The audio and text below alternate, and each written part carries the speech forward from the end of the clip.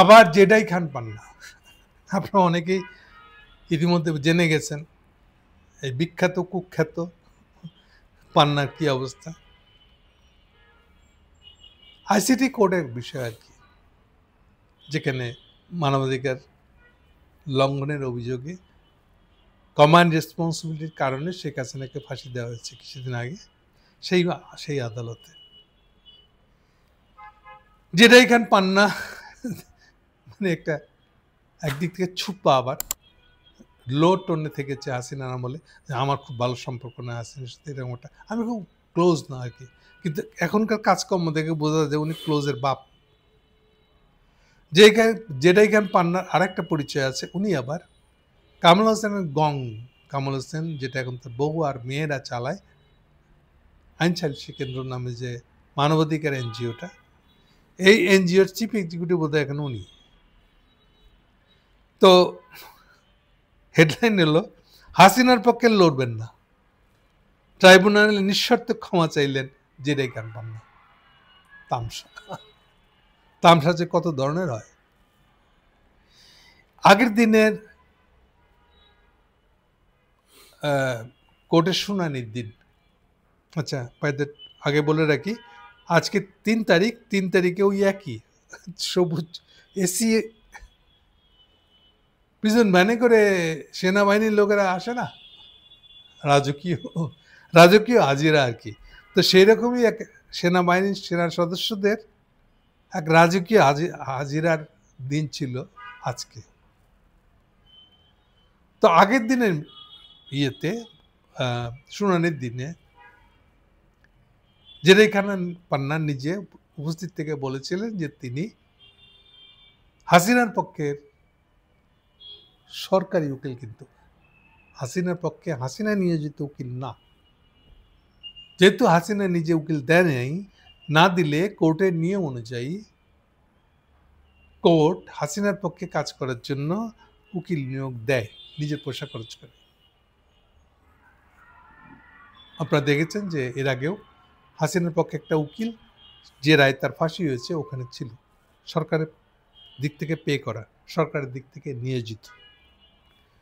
তো এবার উনি নিজে কোর্টে উপস্থিত থেকে, এটা আরেকটা মামলা, গুমের মামলা এটা, এখানে উপস্থিত থেকে যেটাই খান আবেদন করেছিলেন যে আমি উকিল হইতে চাই হাসিনার এই মামলায়। কোর্ট পজিটিভলি নিয়ে চিন্তা করেছিল, কিন্তু অর্ডারটা পাস করে দেওয়া হয় নাই। আজকে ইয়ের আগে এটা পাস করে দেয়, সম্ভবত কালকে দিয়েছে, এটা মনে হচ্ছে, যা হোয়াটএভার। এখন হঠাৎ করে ওই আগেকার শুনানির 1 সপ্তাহ পরের যেটাই খান পান্না ফেসবুকে স্ট্যাটাস দিয়ে বলতে থাকেন যে না, উনি হাসিনার পক্ষে আর লড়বেন না। কেন লড়বেন না তার একটা ব্যাখ্যা উনি দিয়েছেন, যাই খুশি হোক না কেন। ফ্যাক্টস হচ্ছে, আমার কাছে অদ্ভুত লাগছিল যে কেন যেটাই খান পান্নার আবেদন কোর্ট শুনলো, যেখানে এই লোকের তাল ঠিক নেই।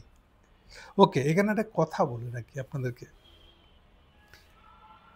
আইনের বিধান অনুসারে হাসিনা রায় হয়েছিল, ফাঁসির রায়টা হয়েছিল 17 নভেম্বর, এবং 1 মাস টাইম দেওয়া আছে আপিল করার জন্য। এর মানে হলো 17 ডিসেম্বর পর্যন্ত হাসিনার পক্ষে আপিল করার সুযোগ আছে ওই আগেকার মামলায় যেটা তার ফাঁসি হয়েছে। এখন 17 ডিসেম্বরের পরে কি হবে যদি হাসিনা কোনো আবেদন না করে, আপিল না করে যদি, তাহলে ন্যাচারালি 18 ডিসেম্বর থেকে যদি হাসিনাকে পেয়ে যায় বাংলাদেশ গভর্নমেন্ট, তার হেফাজতে যদি আনতে পারে, আমরা নিশ্চিত থাকতে পারি হাসিনার ফাঁসি হয়ে যাবে। কারণ তখন তাকে পেয়ে যাওয়া হয়েছে এবং তার পক্ষে আর কোনো আপিলের কোনো সুযোগও নেই, উনি নিজেও সুযোগ নেন নাই, ফলে তখন ফাঁসি হয়ে যাওয়া ছাড়া অন্য কোনো পথ থাকবে না। কেন এই কথাটা বললাম? এখন বললাম এই জন্যই যে একটা জিনিস খেয়াল করছেন নিশ্চয়ই, এই ফাঁসির রায়টা হয়ে যাওয়ার পরে হাসিনার পক্ষে রাস্তায় মিছিল, হাসিনার পক্ষে চোরাগপ্তা মিছিল, হাসিনার পক্ষে অমুক তমুক বক্তব্য, এগুলো দেওয়া কমে গেছে। এই জিনিসটা কিন্তু এখন আস্তে আস্তে ওয়াইপ আউট, একেবারে মুছে যাবে, ধুয়ে মুছে যাবে। কবে থেকে? 17 ডিসেম্বরের পর থেকে। এই যে ইভেন্ট, এই যেটাই খান পান্নাকেও পাওয়া যাবে না, কারণ এমনিতেই আবার স্বরাষ্ট্র মন্ত্রণালয় থেকে আরেকটা নির্দেশিকা জারি করছে, যারা এই মামলায় হাসিনার পক্ষে কোন ধরনের কিছু প্রদর্শন করবে তারাও আসামি হিসেবে গণ্য হবে। আর এমনি স্বরাষ্ট্র মন্ত্রণালয়ের দিক থেকে বারবারে বলা হয়েছে যে আওয়ামী লীগ একটা নিষিদ্ধ সংগঠন, তার তৎপরতা নিষিদ্ধ, দল নিষিদ্ধ না, তৎপরতা নিষিদ্ধ তা আপাতত। ফলে আওয়ামী লীগের পক্ষে স্লোগান দেওয়া, কোনো সমাবেশ করা, কোনো মিছিল করা, এটা আইনত দণ্ডনীয় অপরাধ, এবং সেটার জন্য এই স্বরাষ্ট্র মন্ত্রণালয় যে কোনো মিছিলের ব্যাপারে তাদের হামলা করছে, ধরে নিয়ে যাচ্ছে, মামলা দিতে দিচ্ছে। এই জিনিসটা আরো একটু এক্সট্রিমে যাবে 17 ডিসেম্বরের পরে। তাহলে যেটা খান পান্না কি এখন সোজা হবেন? মনে হচ্ছে হ্যাঁ হবে। এই ফাঁকে বলে রাখি, এই যে আর একটা বেকু আছে আপনার ফজলুর রহমান, ও একই আইসিটি কোড মানি না, ওনার আবার একটা ওকালতির সার্টিফিকেট নাকি আছে, আজকে গেছে কোর্টে গিয়ে সারেন্ডার, আমি অন্যায় করে আলেছি। আচ্ছা, এত যে তোরা বীর হবি, তাহলে আবার সারেন্ডার করিস কেন? দুনিয়ার এমন কোন দেশ আছে যেখানে কোর্ট অবমাননা করার পরে কোর্টের কাছে মাপ না চেয়ে কোনো সুবিধা আছে, কোনো কোনো কোনো ব্যতিক্রম কিছু করার সুযোগ আছে? আপনি ওই সমাজে থাকতে পারবেন না। কোর্টের রায় সম্পর্কে, কোর্ট সম্পর্কে বাজে কথা বলা, নিচে দেখানো, এটা সারা দুনিয়াতে সব দেশে অপরাধ হিসেবে গণ্য।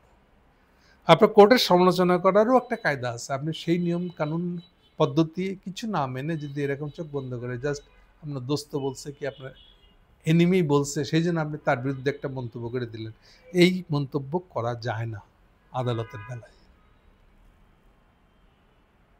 তো এগুলোর থেকে কোনো খবর না রেখে আপনারা এরকম কাণ্ড করে যাচ্ছেন, তো পরিস্থিতিটা কেমন হবে? এদিকে বাইরে বড় কথা বলবেন, আর ওদিকে আদালত থেকে আবার হাত জোর করে হুজুর আল্লাহ মাফ করে দেন, এগুলি হবে আসলে। তাহলে কি হলো এখানে পান্নার বেলায়? আজকে উনি আদালতে গিয়ে উনিও এই পান্নাও মাপ চাইছে, আদালত ভুলে গেছে।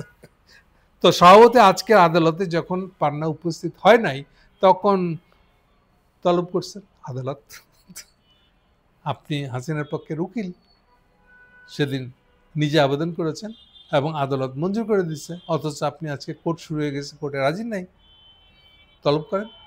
তো তলব করছে ডাইরেক্ট নিজে ফিজিক্যালি আইসা আর মাপ চাইতেছে, বুঝে ভুলে গেছে। কয়দিন এভাবে চলবে?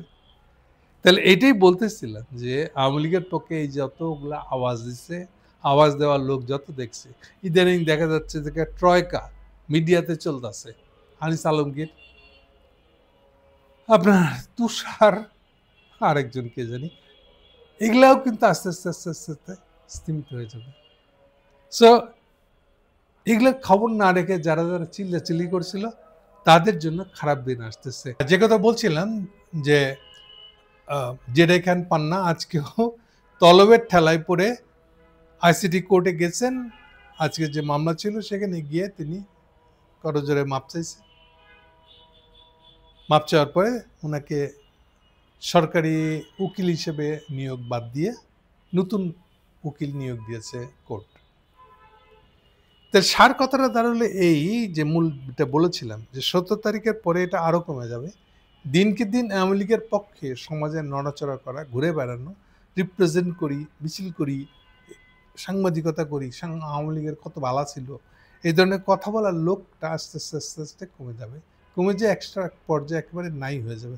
প্রথম ধাক্কাটা আসবে, যেমন ধরেন যে এই যে যদি আমি সাংবাদিকদের কথা বলি, মিডিয়ার সঙ্গে লোকেরা, তারা দেখবেন যে অচিরেই শুরু হবে বাংলাদেশে দেশি মিডিয়াগুলা, আওয়ামী লীগ মিডিয়াগুলো বিক্রি হতে শুরু করবে। হয় বিক্রি, নাহলে বেদখল হওয়া শুরু হবে। অনেকগুলো হয়ে গেছে ইতিমধ্যে। এটা বাড়বে 17 তারিখের পরে এবং আস্তে আস্তে এই জিনিসটা চেঞ্জ হতে থাকবে। সো এটা শুধু জেডাই খান পান্নার ইস্যু না, আওয়ামী লীগের ইনফ্লুয়েন্স, আওয়ামী লীগের হয়ে রিপ্রেজেন্ট করার মতো লোকের সংখ্যা কমতে থাকবে আগে এখনকার থেকে। এটি হচ্ছে মুখ্য বিষয়। Thank you.